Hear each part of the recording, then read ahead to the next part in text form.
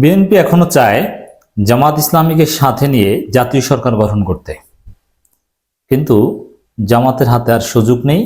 জামাত রাজি হবে না, এটা আমরা নিশ্চিত।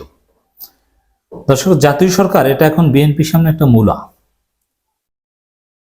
জনগণকে, ছোট ছোট রাজনৈতিক দলকে বিভ্রান্ত করার একটা হাতিয়ার হচ্ছে বিএনপির তথাকথিত জাতীয় সরকার, যে সব দলকে নিয়ে জাতীয় সরকার গঠন করবে। পলিটিক্যাল সায়েন্সে এই থিওরিটা মজবুত নয়। ভোটাধিকার আন্দোলনে অংশগ্রহণকারী, সংসদে বিজয়ী সমস্ত দলকে নিয়ে জাতীয় সরকার গঠন করবে। তাহলে প্রশ্ন হচ্ছে, বিরোধী দল কারা? বিরোধী দলবিহীন কি কোনো সংসদ কার্যকর হয়? বা সুন্দর কোনো গণতন্ত্র কি বিরোধী দল ছাড়া হয়? যেহেতু বাংলাদেশে গণতন্ত্রের পক্ষে সব দলই হাসিনা বিরোধী আন্দোলন করেছিল, ভোটাধিকার রক্ষার আন্দোলন করেছিল, ভোটাধিকার পুনঃপ্রতিষ্ঠা আন্দোলন করেছিল, এই জন্য সব দলকেই সাথে নিয়ে একটা যৌক্তিক বিএনপির কথিত জাতীয় সরকারে। কিন্তু তাহলে বিরোধী দল হিসেবে তো কাউকে পাওয়া যায় না। তাহলে এটা দ্বারা কি বোঝায়? যে বিএনপির যে তথাকথিত জাতীয় সরকার, এই জাতীয় সরকারের মধ্য দিয়ে আওয়ামী লীগকে পুনর্বাসন করা হবে। কারণ আওয়ামী লীগ এবং তাদের মিত্ররা তারা তো ভোটাধিকার পুনঃপ্রতিষ্ঠা আন্দোলনে জড়িত ছিল না। অতএব তারা নির্বাচনে জিতলে বা সংসদে যেতে পারলেও তো তাদেরকে জাতীয় সরকারে নেওয়ার থিওরির মধ্যে পড়ে না। তাহলে তারা থাকবে বিরোধী দল।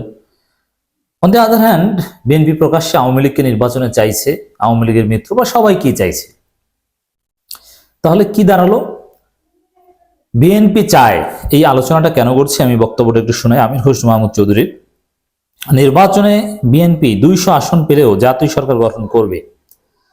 এর মানে জামাত ইসলামী কিংবা অন্যান্য দল, চরমোনাই শিক্ষার্থীদের দল, সবাইকে নিয়ে জাতীয় সরকার গঠন করবে বিএনপি, আর বিরোধী দলে থাকবে আওয়ামী লীগ এবং তাদের মিত্ররা। এটা একটা দুর্বিসন্ধি। আওয়ামী লীগকে পুনর্বাসন করা দুর্বিসন্ধি, এটা আমরা হতে দিব না। বিএনপি কিছুতেই চায় না জামাত ইসলামী প্রধান বিরোধী দল হোক। হ্যাঁ, জামাত ইসলামী প্রধান বিরোধী দল হবে না সরকারে যাবে, এটা এখন হাইপোথেটিক্যাল। বিএনপি নিশ্চিত ক্ষমতা যাবে, এগুলো হাইপোথেটিক্যাল কথাবার্তা। সেই যুগান নেই যে বিএনপি নিশ্চিত ক্ষমতা চলে গেছে। আমরা যদি ধরেও নিই এই হাইপোথেসিসকে যে হ্যাঁ বিএনপি ক্ষমতায় যাবে এবং জামাত ইসলামী বিরোধী দল হবে, এটা বিএনপি মানতে পারছে না। কারণ আজকে যদি জামাত ইসলামী প্রধান বিরোধী দল হয়, তাহলে বিএনপি এটা নিশ্চিত যে সামনে 3 বছর পর জামাত ইসলামী ক্ষমতায়। কারণ বিএনপি যা করবে তাতে 3 বছরের বেশি জনগণ তাদেরকে ক্ষমতায় থাকতে দিবে না। 3 বছরের মধ্যে টেনে হিচড়ে পিটিয়ে নামিয়ে দিবে। আওয়ামী লীগ তো 15 বছর থেকেছিল, বিএনপি 3 বছরও থাকতে পারবে না। তাহলে পরবর্তীতে কারা ক্ষমতা আসবে? স্বাভাবিকভাবে যারা প্রধান বিরোধী দল তাদেরকেই জনগণ বেছে নেবে। এই জন্যে জামাত ইসলামীকে প্রধান বিরোধী দল হতে দিবে না বিএনপি। প্রয়োজনে বিএনপি তাদের সাথে জাতীয় সরকারে রাখবে। বিএনপির ক্যালকুলেশন এখন এইটা। কারণ জামাত প্রধান বিরোধী দল এবং তারা ক্ষমতা আসবে, এটা বিএনপি আওয়ামী লীগ কেউ সহ্য করতে পারবে না। আওয়ামী লীগকে প্রধান বিরোধী দল বা ক্ষমতা, এটা বিএনপি সহ্য করতে পারে বা পারবে। আওয়ামী লীগও বিএনপিকে প্রধান বিরোধী দল বা ক্ষমতা এটা সহ্য করতে পারে বা পারবে, কিন্তু জামাত ইসলামী প্রধান বিরোধী দল কিংবা ক্ষমতায় এটা সহ্য করতে পারবে না। এই জন্য বিএনপির এই দুর্বিসন্ধি তথাকথিত জাতীয় সরকারের ফর্মুলা। এই জাতীয় সরকার আওয়ামী লীগ পুনর্বাসনের প্রজেক্ট। হ্যাঁ, বিএনপি যদি বলে যে আওয়ামী লীগকে আমরা নিষিদ্ধ চাই, আওয়ামী লীগকে নির্বাচনে অংশগ্রহণ করতে দেওয়া হবে না, তারপরে যদি জাতীয় সরকারের কথা বলে তাহলে একটা বিষয় থাকবে।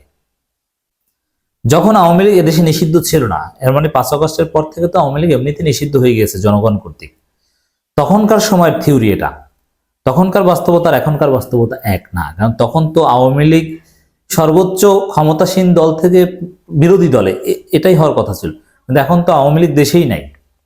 কিন্তু এখন এই থিওরি দেওয়া মানে আওয়ামী লীগকে প্রধান বিরোধী দল বানানো, নাহলে বিরোধী দলের আসন তো ফাঁকা থাকতে পারে না, এটা তো গণতন্ত্র হয় না। অতএব বিএনপির বর্তমানে যে জাতীয় সরকার গঠন, এটাকে আমরা আওয়ামী লীগ পুনর্বাসনের একটা প্রজেক্ট হিসেবে আখ্যায়িত করতে চাই। 200 আসন পেলেও জাতীয় সরকার গঠন করবে। এতে 200 আসন পেলেও যদি জাতীয় সরকার গঠন করে, তাহলে শক্তিশালী বিরোধী দল থাকে না। তাহলে এটা গণতন্ত্রের সৌন্দর্য থাকে না, এটা গণতন্ত্র বিরোধী একটা থিওরি। আগামী নির্বাচনে বিএনপি 200 আসন পেলেও জাতীয় সরকার গঠন করবে বলে জানিয়েছেন বিএনপি স্থায়ী কমিটির সদস্য আমির হোসেন মাহমুদ চৌধুরী। হ্যাঁ, এটা বিএনপির অফিসিয়াল স্ট্যান্স। তিনি বলেন, শেখ হাসিনা পলায়নের পর দেশের মানুষের মনোজগতে যে পরিবর্তন হয়েছে তা ধারণ করতে না পারলে কোনো লাভ নেই। নতুন বাংলাদেশ বললে হবে না, রূপান্তরমূলক যদি পরিবর্তন না হয় তবে এ গর্ত থেকে বের হওয়ার কোনো সম্ভাবনা নেই। বিএনপির থিওরি হচ্ছে আওয়ামী লীগ পুনর্বাসনের থিওরি। প্রকাশ্যে আওয়ামী লীগকে নির্বাচনে চাইছে, আবার এই জাতীয় সরকারের মাধ্যমে তাদেরকে বিরোধী দল বানাতে চাইছে। আর আজকের বিরোধী দল মানে কালকে ক্ষমতা, এটা নিশ্চিত। আওয়ামী লীগকে ক্ষমতায় আনার বন্দোবস্ত করছে বিএনপি। আমরা কি এটা হতে দিব? নেভার। আর জামাত ইসলামী এই কারণে রাজি হবে না। জামাত ইসলামী তারা বিএনপির সাথে জাতীয় সরকারে যেতে রাজি হবে না যদি নির্বাচনে সেকেন্ড হয়, ফার্স্ট হলে তো হলোই। এই জন্য জামাত বা শিক্ষার্থীরা তারা থাকবে বিরোধী দলে, যাতে তারা 3 বছর 2.5 বছর পরে ক্ষমতায় যেতে পারে। হিসাব সহজ। অন্তর্বর্তী সরকারের উদ্দেশ্যে আমির হোসেন মোহাম্মদ চৌধুরী বলেন, স্বৈরাচার যে বাজেট করেছে তা স্থগিত রাখেন। এটা দুর্নীতির বাজেট, কেন অন্তর্বর্তী সরকার বাজেট করছে না? আচ্ছা, স্বৈরাচারের সংবিধান রক্ষা করা যাবে, স্বৈরাচারের রাষ্ট্রপতিকে বিএনপি রেখে দিতে পারবে, স্বৈরাচার দলকে নিষিদ্ধ করতে দিবে না, আর স্বৈরাচারের বাজেটকে স্থগিত করতে হবে ডেমোক্রেটিতে।